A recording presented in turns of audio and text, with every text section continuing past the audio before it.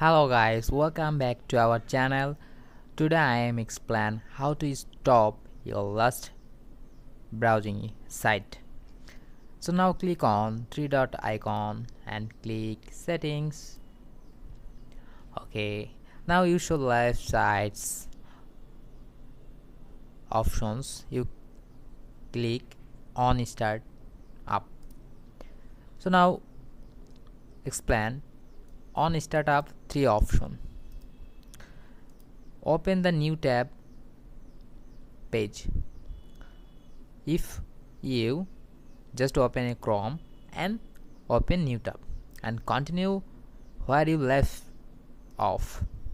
You just close browser and last website where you want unwanted browser, then left off and open a specific page or set of page, so you can add a new page and site URL. So I like just open a new tab, just close browser and open and new tab open. So guys, bye bye.